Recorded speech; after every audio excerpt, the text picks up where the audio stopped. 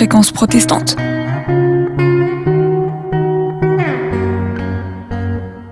Les temps modernes, les temps modernes.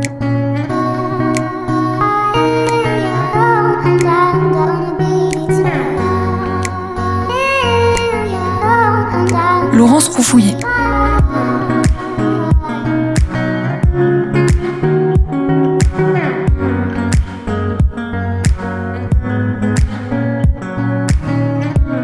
Bonjour à tous, bienvenue dans les temps modernes. C'est une joie de vous retrouver en cette deuxième saison de notre émission qui vous invite à explorer les enjeux du nouveau monde. Notre ambition avec les temps modernes est de vous apporter chaque mois des éclairages d'experts et des approches éthiques sur tous ces sujets qui pourraient broyer l'individu si l'on y prenait garde. Travail, famille, citoyenneté, parentalité, rien de ce qui vous interroge ne nous est étranger. Vous nous retrouvez désormais sur 100.7 FM et DAB+, chaque premier samedi du mois à 19h et à tout moment en replay sur le site de la radio, fréquenceprotestante.com ou en podcast sur vos plateformes préférées. Si le travail a beaucoup changé dans ses modalités, ceux qui sont amenés à l'organiser ont effectué depuis ces dernières années des mutations importantes. Véritable couteau suisse de l'entreprise, les managers nouvelle génération sont en première ligne, à la fois pour réaliser les objectifs qui leur sont assignés, mais aussi pour coordonner des équipes, le tout dans une ambiance la plus efficace et conviviale possible. On leur demande tour à tour d'être performants, de se conduire en leader, d'être force de proposition et de cohésion, tout en pratiquant la bienveillance ou l'écoute active. Pour nous permettre de découvrir les contours de ces nouvelles formes de management, je reçois aujourd'hui deux invités que je vous présente déjà rapidement. Fabienne Broucaret, qui est rédactrice en chef de My Happy Job, et Jean-Marc Josset, qui est chercheur en sciences comportementales et co-auteur d'un petit ouvrage extrêmement pratique paru chez Duno, la boîte à outils des soft skills. Bonjour. Bonjour Jean-Marc. Alors d'ailleurs, c'est avec vous que je vais commencer, si vous le voulez bien. J'aimerais que vous nous aidiez à définir ce que c'est qu'un manager. Est-ce qu'un manager, c'est seulement un chef ? Bien, je crois qu'on est directement dans le sujet des soft skills, puisque si on reprend la définition, les soft skills ou les compétences psychosociales, c'est ce qui permet à l'individu de se mettre en relation avec son environnement. On peut revenir à la définition de l'OMS dans les années 80. Et donc l'Organisation mondiale de la santé, le principe était en fait d'étendre la santé finalement à une espèce de bien-être, de dire que la santé de manière globale, c'est ce qui permet à l'individu de s'épanouir. C'est une ressource qui lui permet de mieux vivre. Et à partir du moment où on prend cette ressource, où on prend cette définition, l'OMS s'est d'abord trouvé être obligé de définir c'est quoi l'environnement propice à la santé. En se disant, si vous vivez dans un pays en guerre, si vous vivez dans un pays de répression, c'est pas trop la peine de commencer à s'occuper des rhumes ou des virus saisonniers. Donc l'OMS a commencé par définir, c'était la charte d'Ottawa, définir l'environnement qui permet d'avoir une santé et un bien-être global. Et sans surprise, c'est un environnement dans lequel on a du logement, de quoi se nourrir, de quoi se développer, de l'éducation et ce genre de choses. Et très rapidement, s'est posé la question de se dire, certes, c'est l'environnement, mais finalement, ce qui importe, c'est le lien. C'est de quelle manière est-ce qu'on va avoir une prise sur l'environnement. Et les interactions avec l'environnement. Exactement. Oui. Vous voyez que dans la même situation, il y a une personne qui va pas savoir gérer son stress et il y a une personne qui va s'en sortir. Donc l'OMS a défini, c'était dans les années 90, ce qu'elle a appelé des compétences psychosociales. Il y en avait une dizaine, sans surprise. Si j'ai 5 minutes pour l'introduction. On aura peut-être l'occasion de les développer, mais alors justement, dans cet environnement qui est propice à notre épanouissement, le travail occupe une place importante. Bien sûr. Bien sûr. Et c'est vrai que ce rôle qu'on a confié au manager, puisque le manager, c'est quelqu'un qui va être, entre guillemets, élevé parmi ses pairs, PAIRS, lui, son rôle particulièrement, au-delà du fait de coordonner le travail, comment vous définiriez aujourd'hui ce que c'est qu'un manager ? Alors, on va pas être exhaustif, on a toutes les missions pour en parler, mais finalement, qu'est-ce qui caractérise un manager ? Un manager, sa qualité principale, c'est en fait de créer un esprit d'équipe. D'accord. Un esprit d'équipe.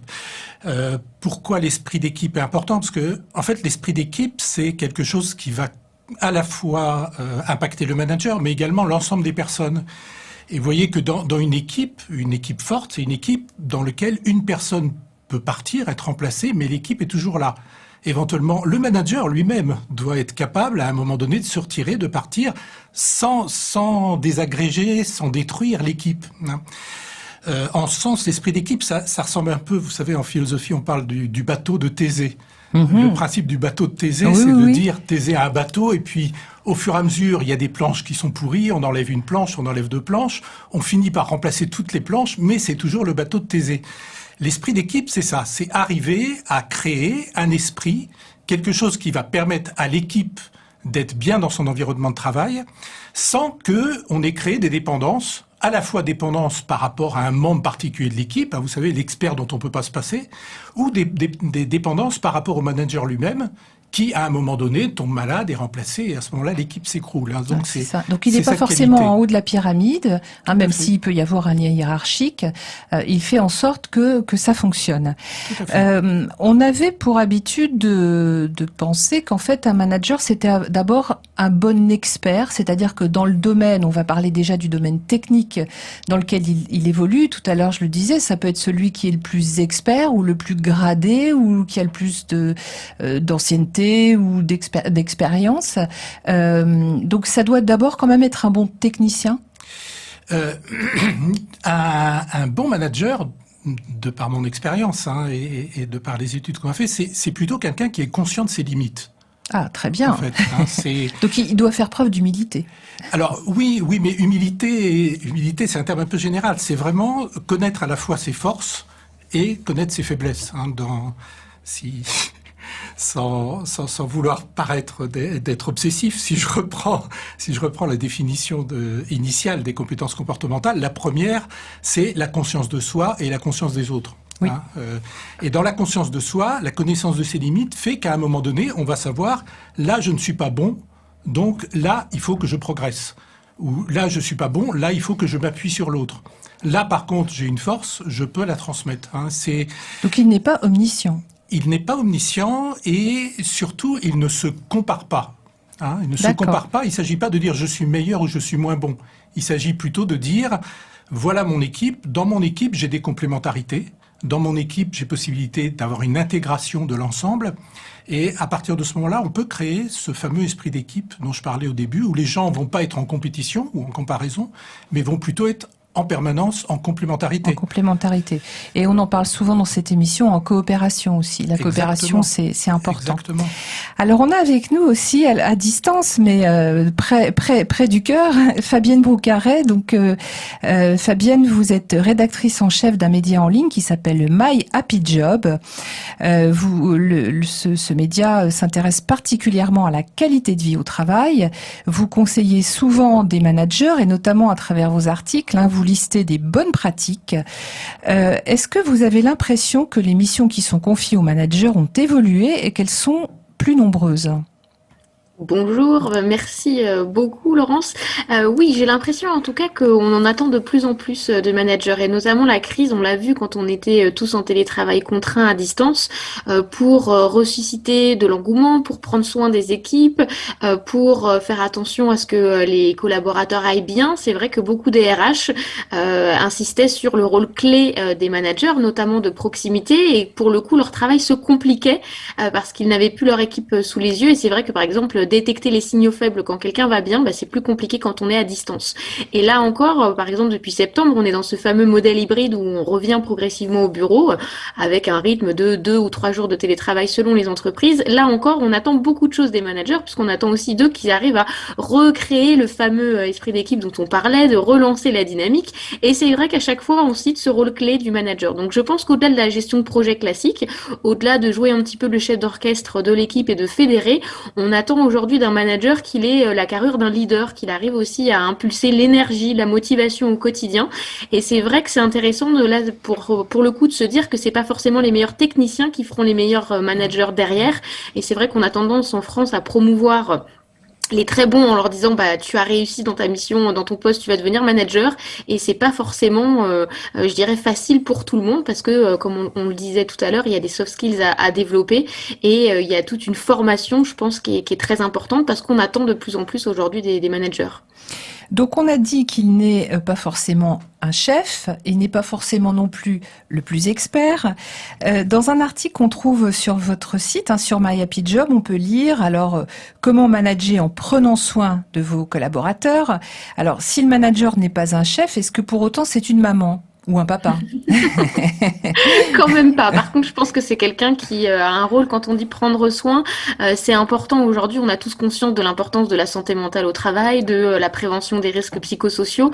Et c'est vrai que pour détecter les signes de mal-être, les prémices d'un burn-out, par exemple, beaucoup de gens sont dans le déni. C'est-à-dire que quand on s'épuise au travail, on n'est pas forcément la meilleure personne pour se rendre compte que on est en train progressivement, mais sûrement, d'aller vers le mur. Et c'est vrai que le manager peut avoir ce rôle-là de prévention. Encore faut-il qu'il soit formé et que lui-même veille, je dirais, à sa propre santé mentale et à son propre bien-être au travail. Parce que si on attend beaucoup de lui, c'est aussi dans l'idée d'être exemplaire. Par exemple, quand on parle de déconnexion, d'équilibre vie pro, vie perso, pour faire passer les messages à son équipe, c'est vrai que c'est beaucoup mieux quand on les incarne au quotidien. Oui, ça c'est vraiment des sujets qui, dans la vie de tous les jours, sont assez primordiaux. Alors, vous en avez parlé. Moi, j'aimerais savoir, là, c'est une question que je pose à l'un comme à l'autre. Est-ce que justement le Covid, la crise sanitaire, le 100% télétravail, puis le travail hybride, avec un mix de présentiel et de distanciel, donc le fait de ne pas avoir ses équipes tout le temps avec soi, est-ce que ça a changé quelque chose dans le management ? Fabienne ou Jean-Marc, cette question reste quoi? Je pense que ce qui a changé, il y a certaines entreprises, ça dépend dans quelle maturité on avait par rapport au télétravail. Il y en a pour qui finalement il y avait eu les grèves en 2019, ça n'a pas changé fondamentalement les choses parce que les outils étaient déjà là, parce que les managers avaient été formés au télétravail. Mais les entreprises dans lesquelles les managers et les équipes se sont vus propulsés du jour au lendemain en mode télétravail à temps plein, oui, clairement, je pense que pour eux ça a été une période assez compliquée et où il a fallu tester de nouveaux rituels, la réunion en présentiel tous les matins, il fallait la faire autrement, il fallait plus raisonner en termes de présence mais en termes plutôt peut-être de management par objectif. Donc il a fallu en effet pour certains repenser leurs rituels et leurs habitudes et en se demandant tout simplement aussi en partant des besoins de l'équipe, en faisant des points. Et je pense qu'il y a eu peut-être aussi plus d'écoute des besoins des équipes parce qu'on se voyait aussi du coup beaucoup moins souvent.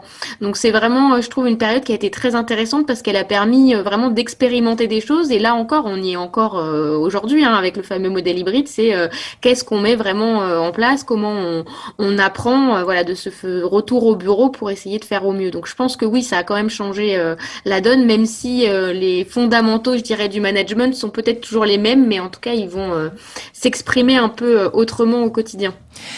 Est-ce que ça a nécessité justement que le manager fasse preuve de créativité? Alors ça fait partie, Jean-Marc, des soft skills, donc ces fameuses compétences comportementales, compétences douces, dont vous parlez dans votre ouvrage. Est-ce qu'il a fallu justement imaginer d'autres choses? Oui, justement, en général, la créativité est souvent, dans les soft skills, reliée à la capacité d'avoir une pensée critique. Pensée critique, c'est être capable de sortir du cadre à un moment donné. Donc, à la fois sortir du cadre et inventer des nouveaux modes. C'est clair que dans la période de télétravail en particulier, ce qui a disparu, c'est toute la partie informelle du travail, tous les moments autour de la machine à café, les moments conviviaux, justement. Voilà, oui.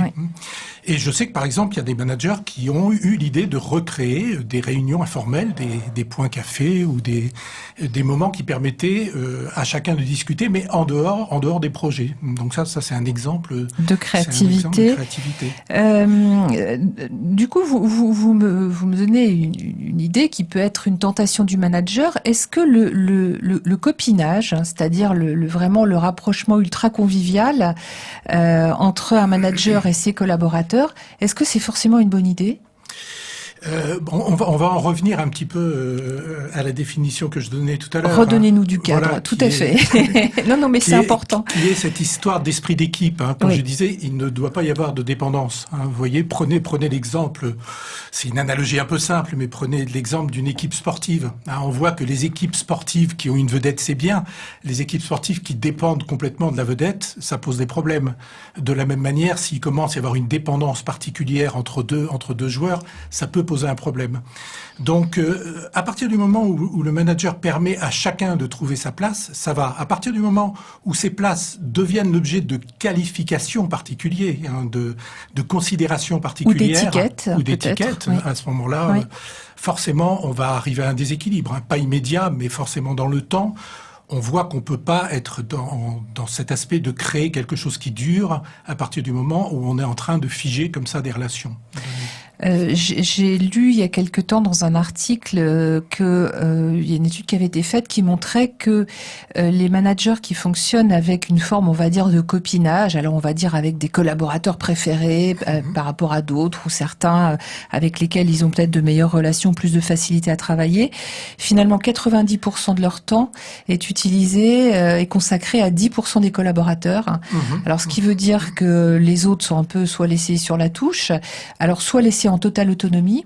Or, il y a cet équilibre à trouver aussi entre confiance et autonomie et en même temps présence. Tout à fait. Mais vous savez que l'identique finalement apporte assez peu de richesse. On s'enrichit quand même avec les différences. Si on prend les sciences cognitives, on voit que finalement on est dans nos bulles d'information. Vous savez, ces histoires de bulles d'information qu'on retrouve sur les réseaux sociaux, on les vit aussi dans la vie de tous les jours. Et à partir du moment où j'ai la tentation de l'identique, eh bien, à ce moment-là, j'ai pas d'altérité et mon équipe restera assez pauvre de ce côté-là. Fabienne Broucaré, vous l'exemple que vous en avez avec les entreprises que vous interviewez ou que vous recevez, cette histoire de confiance, cet équilibre délicat justement entre autonomie, confiance et en même temps, on va dire, un certain besoin aussi alors de vérification, de faire des points, de s'assurer aussi que le travail avance, puisque finalement c'est aussi le but du manager. Je disais tout à l'heure, il doit toujours avoir un œil sur les objectifs. Est-ce que c'est un équilibre délicat ? C'est un équilibre à trouver aussi selon les personnes dans l'équipe. C'est-à-dire que moi, ce que j'ai pu voir en parlant aussi des managers, ce qui est intéressant, c'est que dans certaines équipes, il va y avoir des personnes expérimentées qui ont l'habitude du télétravail. Il va y avoir peut-être la nouvelle recrue qui démarre et c'est son premier job et c'est au manager de s'adapter. Et il y aura peut-être pas le même accompagnement. Il y aura des réunions peut-être en plus, des points plus réguliers avec la personne qui vient d'arriver, qui est nouvelle recrue, qui doit être formée à tous les process aussi de l'entreprise, que la personne qui est beaucoup plus expérimentée et qui occupe ce poste depuis pas mal de temps. Donc je dirais qu'il y a un équilibre à trouver au sein même de l'équipe et il y a un cadre, ça va être la réunion hebdo, ça va être les points qu'on fait en individuel. Donc c'est ça qui va être intéressant et après de s'adapter et d'être à l'écoute, c'est-à-dire pour mener telle mission, de quoi as-tu besoin, comment je peux t'aider et rien que de poser ces questions-là, d'être à l'écoute, ça ouvre une porte pour le salarié qui aurait peut-être besoin d'être un peu plus accompagné que un autre qui va être très très autonome. Donc je pense que c'est important d'avoir cette palette-là quand on est manager et par contre la confiance c'est l'ingrédient clé bien évidemment. Pour que on soit au bureau ou à distance, on ait le même engagement et qu'on se sente pas, je dirais, trop fliqué ou contrôlé, parce que ça a été aussi un travers parfois en télétravail. Dans certaines entreprises, on a réussi à recréer du présentéisme digital en devant se connecter à Teams, montrer qu'on était bien là connecté. Et ça, c'est un travers très très français et qu'on a quand même réussi à continuer à distance, ce que je trouve assez fort. Oui, c'est paradoxal, c'est une espèce de retour du paternalisme presque dans le travail, au moment du télétravail justement. Oui, tout à fait. On a pu vraiment voir, je trouve, les deux extrêmes pendant ce confinement, pendant la période un petit peu particulière des périodes de confinement et pendant la crise. Donc, c'est intéressant de se dire, voilà, comment on arrive à manager par des objectifs, comment, oui, il y a des résultats qu'on attend, un travail, des missions, des tâches, mais sans tomber non plus dans, je mets une réunion à 18h ou 19h pour être sûr que vous êtes bien là, ou sans aller recréer, je dirais, le badge à distance. Le manager, c'est aussi une sorte de courroie de transmission Il va devoir organiser, finalement, on parlait des objectifs ou des projets, il va aider à planifier, il est garant aussi vis-à-vis de sa propre hiérarchie que les choses avancent, et en même temps, il est un référent pour ses équipes. Oui, oui, tout à fait. Et c'est ce qui est, à mon avis, compliqué quand on a de la pression d'en haut et qu'on veut pas forcément la retransmettre à ses équipes, c'est de soi-même réussir à faire, comme vous le dites très bien, cette courroie de transmission entre les deux, donc de passer les infos, d'avoir une très bonne communication, d'assurer la fluidité, d'être accessible, disponible, mais tout en réussissant aussi à se préserver. Et c'est plus ou moins facile dans l'entreprise quand il y a, je dirais, une communication qui est fluide et que c'est facile avec la direction, et à l'inverse, quand les relations sont plus tendues, forcément, je pense que ça se répercute aussi au niveau de l'équipe derrière. Ce qui veut dire que ces missions nouvelles, ça l'expose particulièrement, que ce soit dans son travail, dans l'organisation de son propre travail. Oui, oui, oui, je pense que les managers, toutes les études depuis le début, par exemple, de la crise le montrent, les managers sont plus épuisés, sont plus fatigués. Il y a un nombre plus important de managers qui est en burn-out aujourd'hui par rapport aux salariés, aux collaborateurs. Donc, c'est vraiment une population plus à risque et ça continue de l'être. Et on voit par contre que la pression diminue avec le retour au bureau. Le 100% télétravail était peut-être un peu source d'angoisse et de stress pour beaucoup de managers, et le fait de retrouver un cadre peut-être un peu plus classique aide aussi pour retrouver une place et une sérénité au quotidien. Oui, donc finalement, ce qu'on disait tout à l'heure, c'est que dans ces échanges, dans ces interactions, au sein d'un même groupe, le fait de se voir, on parle aussi des moments de convivialité au bureau, il y en a, à la machine à café, c'est un bon exemple, ça facilite beaucoup plus les choses que le télétravail, dont on pourrait penser justement qu'il permet de travailler très vite, mais qui nous prive de tous ces à côté et qui sont nécessaires quand même. Il y a un point... Un point que vous avez soulevé qui est intéressant, c'est pas seulement le télétravail, c'est le fait que face à une nouvelle situation, les entreprises ont pas forcément mis en place les outils adéquats ou l'environnement adéquat.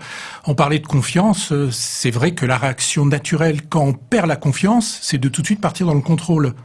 Oui, bien sûr, bien sûr. Et on sait que dans l'échelle des motivations, en fait, les motivations intrinsèques, donc celles qui sont reliées au sens du travail, celles qui sont reliées au plaisir de travailler, en fait, ces motivations, elles sont complètement contraires à un environnement de contrôle. L'environnement de contrôle, on le met en place à partir du moment où il n'y a pas de motivation. Et dans un environnement, dans une situation nouvelle comme celle du télétravail, les entreprises qui se sont laissées aller par manque de confiance à pousser des environnements de contrôle, forcément, ces environnements de contrôle, ils sont faits au détriment des motivations intrinsèques, c'est-à-dire du sens du travail et du plaisir de travailler. C'est simple. D'accord. Tout à l'heure, on a évoqué différents termes. On a parlé de l'exemplarité, on a parlé de l'expertise, de la technicité. Il y a un mot qui revient souvent, c'est le mot leadership. Donc, je voudrais que l'un ou l'autre, ou peut-être chacun à votre manière, vous me disiez ce que c'est que le leadership, ou que vous expliquiez à nos auditeurs qu'est-ce que c'est que ce leadership qui fait que, voilà, on va être un super manager, peut-être. Qui a envie de commencer? Fabienne, peut-être? Oui, alors moi, spontanément, ça m'évoque forcément une idée de charisme, c'est-à-dire on a tous eu un manager ou une manageuse qu'on aimait particulièrement parce que il ou elle incarnait les valeurs qu'elle prônait, parce que il ou elle était doué dans son travail. Donc il y a cette idée quand même de charisme qui joue. Après, ce qui est important d'être un leader, c'est l'art pour moi de réussir à embarquer les équipes, à fédérer autour de soi. La métaphore du sport pour ça est très bien, c'est un peu le chef d'équipe qui va surmotiver tout le monde à la mi-temps et réussir à galvaniser l'équipe même si on était très très mal parti. Donc il y a ce côté un petit peu réussir à embarquer. Donc quand on parle de soft skills, pour moi il y a toute une ribambelle de soft skills qui sont liés au côté de leader.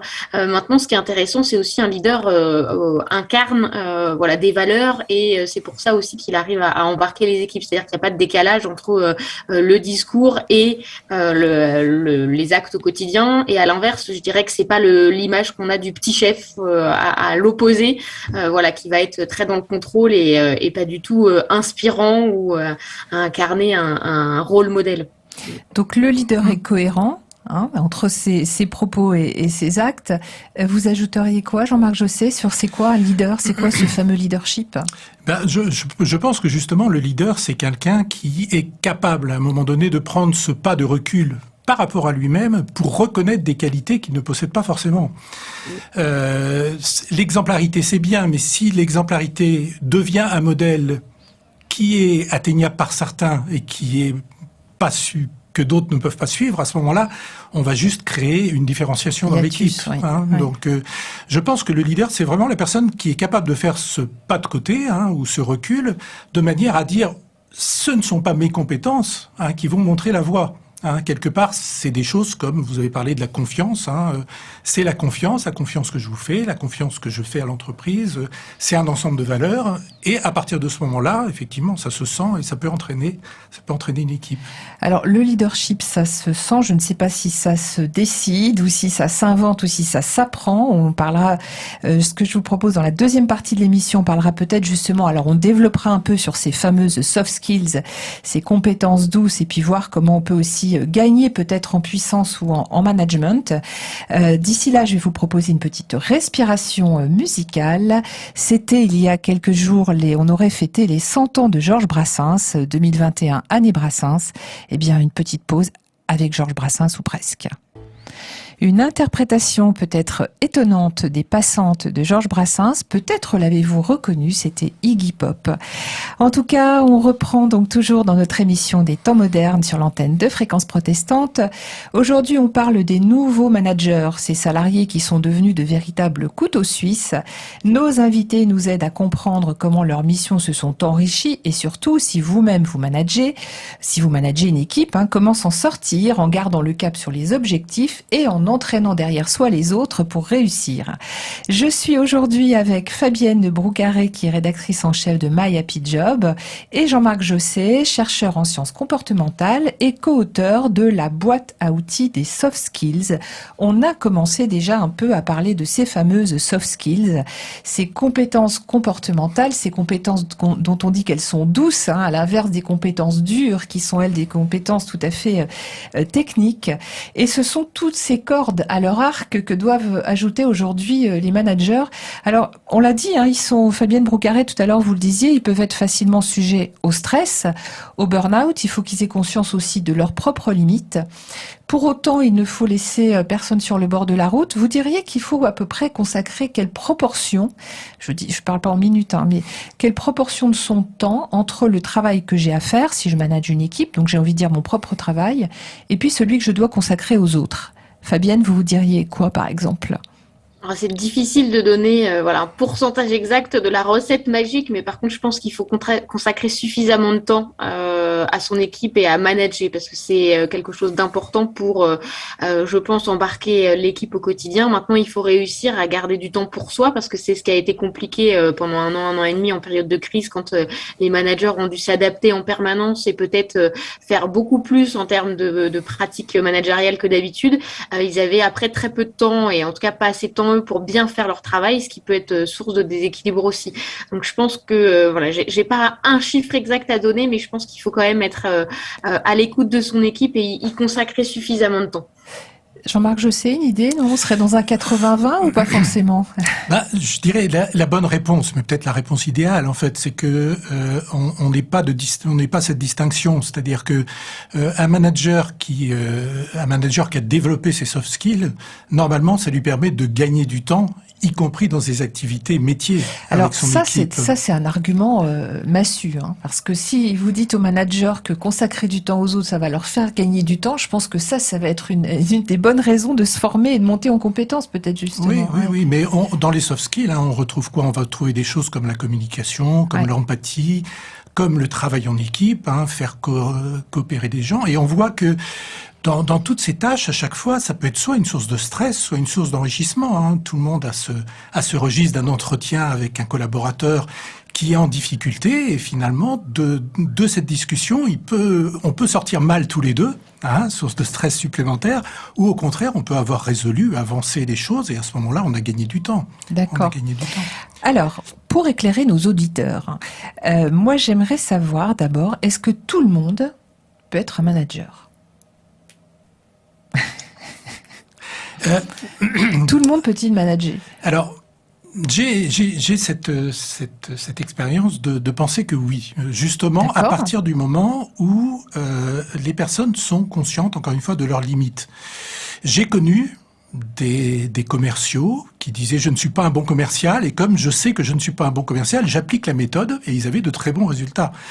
J'ai connu des managers qui disaient je n'ai jamais appris à manager, comme je n'ai pas appris, je vais faire particulièrement attention, je vais demander à être coaché par exemple, ou je vais demander à avoir des référents et ce sont des personnes qui au contraire ont peut-être eu des meilleurs résultats que des personnes qui, pensant qu'ils avaient le management acquis et infus, finalement, se sont plantées avec leur équipe un peu plus tard. Donc, quand même, d'où l'idée de l'humilité un peu et de la remise en question. Tout à fait. Fabienne de Broucaret, de votre expérience, vous disiez tout à l'heure, devenir manager, c'est peut être quelque chose de bien parce que on progresse, on évolue, mais ça peut être aussi parfois un piège, ça peut être mal vécu. Oui, et puis il y a des gens qui ne veulent pas, tout simplement, quand on regarde des études. Ça arrive qu'il aujourd'hui, y ait des gens qui refusent de prendre des responsabilités. Oui, et quand on regarde les études aujourd'hui, par exemple, est-ce que le management vous fait rêver? De plus en plus de jeunes, dans les pourcentages, pour l'instant, disent non. Alors, ils sont au début de leur carrière, on en reparlera peut-être dans quelques années, mais c'est intéressant de voir que c'est pas forcément ce qui fait rêver dans l'entreprise, et on a aussi de plus en plus peut-être l'opportunité de mener des projets transverses, et du coup d'être plutôt chef de projet, mais pas forcément de manager une équipe, mais de manager un projet. Donc, on va manager des gens, peut-être 2-3 personnes dans chaque équipe, mais pas en tout cas à l'année. On va plus être sur une mission courte dans l'année et ça va peut-être être très motivant parce que voilà, je reste projet qui me tient à cœur particulièrement plutôt que d'être manager toute l'année. Et oui, je pense qu'il y a des personnes aussi qui ont essayé et qu'on n'a peut-être pas bien accompagné, formé et qui se sont retrouvées un petit peu dépassées et qui étaient pas qui se sont rendues compte que c'était pas non plus forcément fait pour elles. Donc je pense que les entreprises doivent aujourd'hui trouver d'autres manières de promouvoir les gens, d'avoir de la mobilité en interne plutôt que de dire que la suite logique c'est toujours de devenir manager dans son domaine. Donc, est-ce que le management, ça s'apprend? Ou est-ce que ça doit être inné quelque part? Non, ça s'apprend quand même. Ça s'apprend, oui, ça s'apprend. Sinon, on n'aurait pas besoin de cette émission, je pense. C'est ça. Très bien. Donc, il paraît même qu'il y a des écoles pour ça. Donc, donnez-moi quelques conseils l'un ou l'autre si je veux monter en compétences. Alors, il y a des livres, effectivement, et on va un peu détailler justement sur cette excellente boîte à outils. Moi, j'aime beaucoup cette collection chez Duno. Alors, je sais que chez My Happy Job, vous avez aussi une petite collection très pratique qui est très bien faite. Donc, ça peut être un livre, ça peut être, est-ce qu'on peut apprendre par imitation, mimétisme? Ensuite, vous avez parlé du coaching, alors les formations. Comment on peut faire tout ça un peu? Oui, je pense que c'est déjà bien de penser que ça s'apprend. Donc D'accord. ça, c'est déjà avoir cette approche, ça va éviter, c'était la question précédente, finalement un peu ce désamour du management. Ce désamour qui est dû à la fois au fait que dans des entreprises aujourd'hui, il y a d'autres manières d'évoluer, par l'expertise, par le projet transverse, on en a parlé, mais également par pas mal de managers qui se sont brûlés les ailes. Aujourd'hui, la réputation du management est pas aussi rose et aussi brillante qu'elle l'était dans les années 90 On est ou d'accord, 2000. on a l'impression qu'il y a une Tout à espèce fait. de dépréciation de cette Tout à fait. fonction. Ouais. Tout à fait. Et je pense qu'à partir du moment où on dit, finalement, devenir manager, c'est un vrai métier, et c'est un métier qui doit s'apprendre peut-être par des étapes, peut-être par un coaching, en tout cas par de la formation et par un suivi du manager, à ce moment-là, on obtient des résultats. Alors, Jean-Marc Josset, donc dans la boîte à outils des soft skills, vous listez 10 compétences douces, donc utiles au travail. Je vais peut-être en citer certaines. Donc l'estime de soi, la motivation, alors on en a beaucoup parlé déjà, la créativité, l'adaptabilité, l'efficience et l'organisation, la réflexivité, la gestion du stress, l'empathie, l'aisance relationnelle, la coopération, cette fameuse coopération. Déjà parmi ces 10-là, quelles sont celles qui sont indispensables? Pour être un bon manager. La première, mais c'est pas seulement pour être un manager, je pense que la première, c'est la réflexivité. Le regard qu'on porte sur soi. Tout à fait, Ouais. tout à fait. À partir du moment, si je ne suis pas capable, à un moment donné, de connaître, j'en parlais, de connaître un peu mes limites, de connaître mes points forts, de connaître mes points faibles, en allant un peu plus loin, de savoir un petit peu quel est mon filtre de jugement, parce que tout ça, vous savez, souvent, il y a des biais, il y a des compétences que je maîtrise particulièrement qui vont m'amener à favoriser des gens dans l'équipe, ou des compétences pour lesquelles j'ai eu une mauvaise expérience qui fait que je vais rejeter des personnes. En fait, tout ça, c'est dû à ma méconnaissance de moi-même. Donc, le premier point, c'est vraiment être capable, et c'est le premier, et c'est un point qui va nous suivre. Si je veux être capable de changer quelque chose chez moi, il faut en permanence, vous savez, c'était Piaget qui disait que l'apprentissage se fait toujours par réflexivité. On essaye quelque chose, on a un feedback, et à ce moment-là, on peut progresser. Aujourd'hui, on appelle ça le test and learn. Exactement, tout à fait. Ça reste de la R&D appliquée au comportement. Tout à fait. Moi, ce que j'aime bien dans votre livre, c'est que pour chacune de ces soft skills, donc de ces compétences, vous proposez des outils. Donc, sur la base de ces 10 soft skills, de ces 10 compétences, il y a 63 outils qu'on peut développer, qu'on peut tester. Alors, vraiment de façon très concrète. Il y a vraiment, je pense notamment, le carnet de bord du chercheur, le verre à demi vide ou à demi plein. Il y aurait beaucoup de choses à dire là-dessus. Le brainstorming, le mind mapping. Donc, alors, quelques anglicismes, on s'excuse auprès de nos auditeurs, mais en tout cas des outils très concrets, finalement comme quand on a une trousse dans laquelle on va prendre les outils dont on a besoin et qui peuvent être immédiatement applicables. Tout à fait. Je vais en profiter pour citer quand même ma co-autrice. Ah oui, on n'a pas cité encore. Voilà, Nathalie. Nathalie Van Letem. Je pense qu'on a été assez complémentaires sur ce domaine, puisque elle, c'est plutôt une personne du marketing et de l'entreprise. Moi, je suis plutôt dans un domaine de recherche. Et nos échanges ont été parfois rugueux, mais ont permis vraiment d'avoir un côté pratique à des remarques qui, pour moi, sont fondées sur des recherches et des choses assez solides et assez communes. Voilà. Plus particulièrement sur les qualités humaines. Par exemple, la créativité, ça se travaille, mais sur les qualités humaines, quelles sont, d'après vous, enfin selon vous, d'après votre expérience, les qualités qui sont incontournables? Écoutez, les qualités incontournables sont vraiment liées à distinguer ce qui est propre à soi et ce qui est propre à l'autre.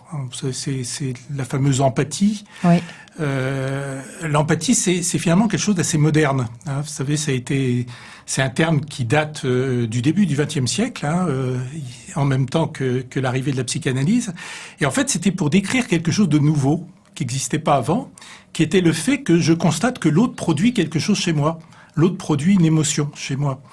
Jusque-là, ça me fait réagir. Voilà, ça me fait réagir et je suis capable de voir la différence entre les deux. C'est-à-dire que si je suis pas capable de faire la différence, soit ça veut dire que je me préoccupe pas de l'autre, je suis indifférent à ce qu'il est en train de vivre, ou alors je suis en train de pleurer avec lui, mais si on est deux à pleurer, finalement on fait pas avancer les choses. Donc le manager, c'est quelqu'un qui est à la fois capable de sentir ce qui se passe chez l'autre, d'avoir cette écoute, mais en même temps de pas se laisser happer par ça pour proposer des solutions, parce que c'est bien ce qu'on lui demande à un moment donné, c'est de prendre des décisions et de proposer des solutions pour avancer. Donc ça, c'est la qualité première pour moi d'un manager. Fabienne Broucaré, vous, les qualités humaines incontournables, indispensables pour être un bon manager? Je dirais que c'est aussi de savoir apporter de la reconnaissance. C'est quelque chose dont beaucoup de salariés se plaignent et souffrent, notamment, ça a été encore plus le cas à distance. Et c'est vrai qu'on peut avoir beaucoup l'idée de la reconnaissance par le résultat. On a beaucoup cette culture-là en France, mais c'est aussi de savoir reconnaître les efforts, de savoir reconnaître les compétences de nos collaborateurs. Donc je dirais de savoir apporter de la reconnaissance, c'est très important et beaucoup de managers ont l'impression de le faire. Et quand on interroge les collaborateurs, il y a un fossé entre voilà ce que le manager pense avoir transmis comme reconnaissance et ce que le collaborateur a vraiment reçu. Et je pense que ça aussi, c'est source au quotidien de motivation, de savoir qu'on est reconnu, valorisé, encouragé. Et ça va dans les deux sens parce que les managers ont aussi besoin d'être reconnus et valorisés. Donc je dirais que ce feedback est pour moi très important et il doit être bien évidemment voilà authentique, mais ne pas attendre le fameux entretien annuel de fin d'année pour reconnaître voilà les compétences de ses collaborateurs, mais y penser toute l'année, pour moi, c'est vraiment quelque chose qui peut changer la donne au quotidien. Ce qui veut dire que cette reconnaissance, il faut qu'elle soit verbalisée. Il faut que ça passe, par exemple, par des compliments. Ça paraît un peu peut-être naïf ou. Et ce qui est intéressant, c'est le merci, enfin exprimer sa gratitude, mais aussi on aime bien détailler. Je trouve plus c'est détaillé, c'est le merci parce que merci pour ce dossier, parce que tu as été très bien organisé, parce que tu as fait beaucoup d'efforts dans la rédaction de ce dossier, et vraiment de trouver et notamment aussi de pointer les soft skills dont vos collaborateurs ont fait preuve peut-être pour de créativité. Pour vraiment essayer d'être le plus précis possible, et c'est ça qui va marquer les esprits. Après, ça peut passer par un échange verbal autour de la machine à café, ça peut être un mail, de se dire je vois pas la personne, je vais lui envoyer tout de suite un petit mail. Il y a plein de moyens, voilà, mais en tout cas c'est d'être assez spontané, ce qui vous vient le plus facilement comme manière de vous exprimer, mais de le faire, de pas attendre, en tout cas de le faire assez rapidement par rapport au travail rendu. Et dans ce que vous dites, donc de le verbaliser en pointant justement ce qui fonctionne chez l'autre, de mettre en valeur justement dans cette reconnaissance, non pas une reconnaissance un peu comme ça vague, mais un point précis, un élément, un objectif, un moyen qui a été utilisé. Exactement, je pense que plus on est précis et concret, plus ça aura d'impact derrière, et puis plus nous-mêmes on fait des compliments, on verra que généralement on en reçoit aussi un peu plus, et c'est un peu contagieux, et ça fait du bien voilà d'avoir ces encouragements, ces félicitations, ces merci dans les semaines de travail, et c'est ce qui permet des fois de tenir quand le rythme est très dense et qu'il y a une surcharge de travail ou un rythme un peu effréné. Ça me fait plaisir que vous évoquiez cette question de la reconnaissance. Alors moi j'y crois beaucoup aussi, mais j'ai eu un échange récemment avec quelques managers autour de la bienveillance. Alors on a fait toute une émission sur ce sujet, notamment avec Juliette Tournant qui est une des spécialistes de la bienveillance au travail, et on a toujours l'impression que la bienveillance, cette espèce de synonyme de gentillesse un peu à l'eau tiède, et que ça serait incompatible avec le monde du travail qui est fait de compétition, de résultats. Qu'est-ce que vous en pensez l'un comme l'autre ? Merci, parce que j'allais justement intervenir sur la question. Je pense que quand on parle de reconnaissance, il faut pas associer reconnaissance à un positivisme systématique. On a tous dans notre expérience, à un moment donné, un professeur ou quelqu'un de juste qui nous a pas fait que des compliments, qui des fois nous a même pointé des défauts et des critiques, mais qui nous a aidés à progresser. Donc je pense que il y a vraiment une histoire d'attitude. Je rejoins tout à fait ce qui a été dit sur la sincérité à un moment donné. Je pense que c'est plus la manière de dire et la manière d'avoir un discours sincère par rapport à la personne. Si vous dites à quelqu'un dont tout le monde sait que il rend systématiquement son travail en retard, qu'il fait un travail exceptionnel, non seulement les autres vont pas y croire, mais même la personne elle-même va sentir qu'il y a quelque chose. Là, il n'y a pas de sincérité. Voilà. Donc le fait d'avoir un retour, c'est important, mais je pense que ce retour, il doit toujours être sincère. Et si c'est sincère, et si c'est fait cette fois-ci avec l'argument de pouvoir faire grandir la personne, ou de pouvoir l'aider à avancer, à ce moment-là, ce sera toujours positif. Ouais. Et justement, comment on fait quand on est un bon manager pour essayer ou quand on doit exprimer justement la critique, quand ça se passe mal ou quand il faut recadrer, ça arrive un collaborateur ou plusieurs d'ailleurs. Qu'est-ce que vous préconisez dans ces moments-là ? Moi, ce que je préconise, c'est justement à la fois de se connaître soi-même pour que la critique ne vienne pas d'un problème personnel. Si je critique l'autre parce que je me sens mal ou parce que j'ai un problème avec la personne, à ce moment-là, la critique sera systématiquement mal reçue. Par contre, si je critique une situation qui s'est mal placée ou un problème que la personne a, on va dire que la personne elle-même, elle sait qu'il y a un problème. quelqu'un est mal à l'aise. Il sait bien qu'il y a un problème de travail. Et à ce moment-là, au Mais contraire... il espère toujours passer entre les mailles du filet. Pas toujours, pas toujours. Non, pas forcément. Je vous renverrai à Dostoïevski, qui dans Crime et Châtiment, pour lequel finalement il faut à un moment donné que le crime soit mis sur la place publique pour pouvoir avancer. C'est une vérité universelle. Si à un moment donné on sait soi-même qu'à un moment donné on n'a pas fait un travail, on n'a pas été sincère, on n'a pas été dans l'esprit d'équipe, il faut qu'il y ait quelqu'un qui le dise. C'est aussi simple que ça. Et ça, c'est une critique qui permet à tout le monde d'avancer. Oui, c'est une critique qui va être constructive. Fabienne Brocaré, vous, comment vous conseillez d'exprimer justement la critique ? Mais on peut être bienveillant même dans la critique, c'est-à-dire qu'on peut être exigeant, on peut avoir des attentes, mais l'exprimer de manière bienveillante. On n'est pas obligé d'être sur le ton du reproche, de l'agressivité. Donc je dirais que tout ça va compter. Et c'est aussi, je rejoins tout à fait l'idée d'être factuel, de partir d'une situation précise, de rappeler les faits. Voilà, c'était la deadline et il y a un retard, plutôt que d'être tout de suite dans le reproche. Et ensuite, de mettre la personne face à ces faits et de trouver des solutions ensemble. C'est-à-dire au lieu d'être là encore sur le reproche, qu'est-ce qu'on fait pour que ça se reproduise pas après? Donc c'est de l'inclure aussi dans la solution pour essayer que la solution vienne de vous deux.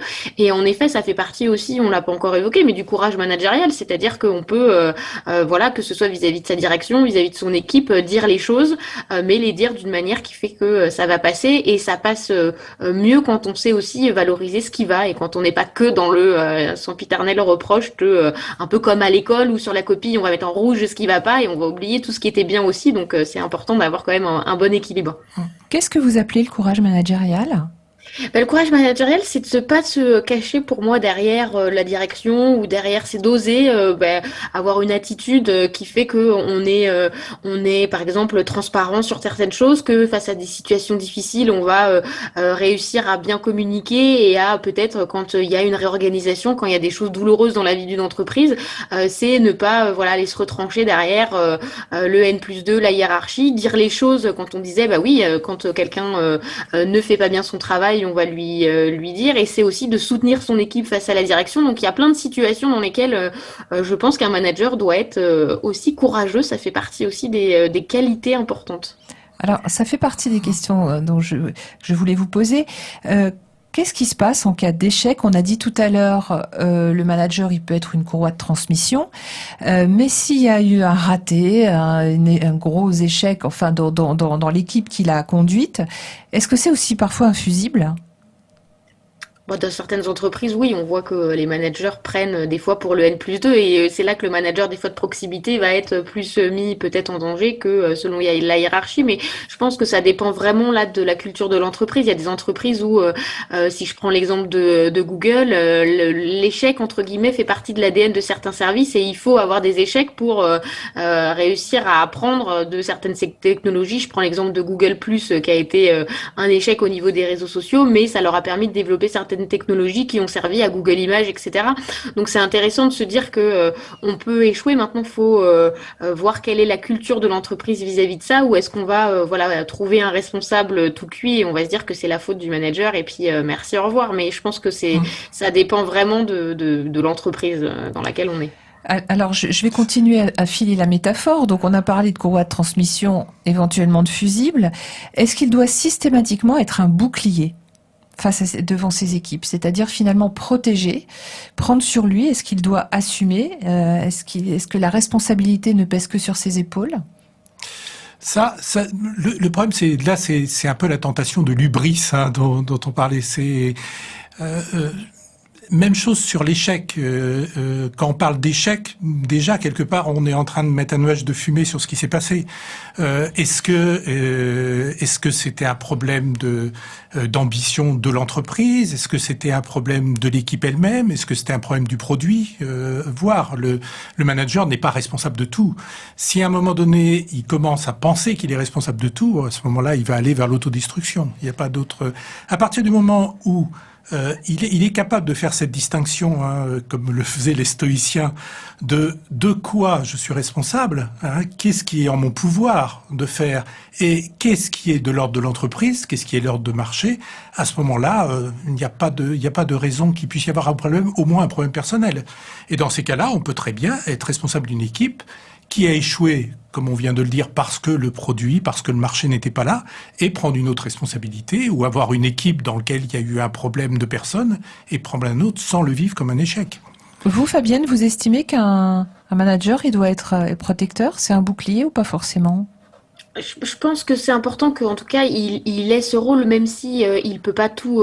Je suis complètement d'accord. Tout n'est pas de sa responsabilité à lui. Par contre, qu'il utilise la marge de manœuvre qu'il peut avoir pour, oui, peut-être protéger son équipe si il y a, je sais pas, vis-à-vis de la direction, des changements, etc. Je pense que oui, c'est important à un moment que le manager prenne ses responsabilités aussi et protège son équipe du mieux qu'il peut. Après, je dirais dans son périmètre d'action et si le manager n'est pas, je sais pas, au comité de direction, COMEX et n'a pas toutes les clés en main, lui-même ne peut pas tout faire. Mais en tout cas, je dirais qu'à son niveau, à son échelle, il essaye, oui, de protéger son équipe. Ça peut être aussi quand il y a des cas de, je sais pas, de harcèlement ou en tout cas, qu'il prenne ses responsabilités dans son périmètre d'action. Mais après, il ne peut pas non plus tout faire et ça reste un humain comme tout le monde. Et je pense que c'est aussi important qu'il se préserve aussi parce que à vouloir tout gérer, on n'est pas des super héros, même quand on est manager. Et c'est important d'avoir conscience aussi de ses limites et peut-être d'aller voir des tiers, que ce soit la DRH, la médecine du travail, aussi de s'entourer, d'aller vers d'autres acteurs et de pas vouloir tout gérer, tout régler tout seul. Donc de pas être dans une forme de toute puissance. Tout à fait. Oui, tout à fait. Oui, puis qui peut être délétère aussi pour l'équilibre. On parlait de la santé, alors la santé physique, mais surtout aussi peut-être la santé mentale, parce que ça compte, on en tient énormément compte aujourd'hui au travail. Fabienne, on arrive à l'issue de cette émission. Si vous aviez un seul conseil à donner à un manager pour que ça fonctionne, qu'est-ce que vous lui diriez? Ou un mantra peut-être, une affirmation, une phrase positive? Moi, ce serait de prendre soin de soi. C'est-à-dire que là, on est vers la fin d'année, on a eu un an et demi un peu compliqué, tout n'est pas encore réglé. Donc, je dirais que de prendre des pauses dans cette journée de travail, de prendre du temps pour réfléchir à son travail, à comment faire les choses, c'est aussi important. Et de pas forcément avoir tout le temps la tête dans le guidon parce que c'est comme ça qu'on s'épuise et qu'on peut aussi pas forcément bien faire son travail. Donc, en tout cas, de s'écouter et du coup de se ménager, c'est aussi important pour tenir sur la durée. Jean-Marc Josset, un conseil à donner, s'il n'y en avait qu'un, à nos managers du 21e siècle? Alors, celui qui me vient tout de suite, j'ai évoqué les stoïciens, c'est justement cette phrase célèbre qui disait être capable de changer ce qui tient à moi, d'accepter ce qui ne tient pas à moi et de faire la différence entre les deux. Je pense que d'accord, de retrouver cet équilibre. Merci en tout cas pour votre participation à l'un comme à l'autre. Je rappelle le titre de votre ouvrage, Jean-Marc Josset, donc coécrit avec Nathalie Van Lethem, c'est chez Duno, la boîte à outils des soft skills. Merci Fabienne Broucaret. On retrouve aussi vos articles sur My Happy Job. Vraiment une source très précieuse pour le monde du travail, la qualité de vie au travail, le bien-être au travail en général. Vous retrouverez les portraits de nos invités, puis les liens vers leurs ouvrages et réalisations sur la page Facebook de l'émission Les Temps Modernes. Je remercie Arnaud qui était à la technique. Notre prochaine émission sera le samedi 4 décembre. On parlera de finances éthiques, une manière de concilier le rendement financier avec nos valeurs. D'ici là, n'hésitez pas à faire réécouter cette émission en podcast à vos amis, en particulier ceux qui hésitent à devenir manager, sur le site de Fréquence Protestante, donc fréquenceprotestante.com. Notre émission est également disponible sur les principales plateformes de podcast, Spotify, Deezer, Apple Podcast, tout ce que vous voulez. Merci infiniment à nos invités pour leur participation et bonne soirée sur notre antenne.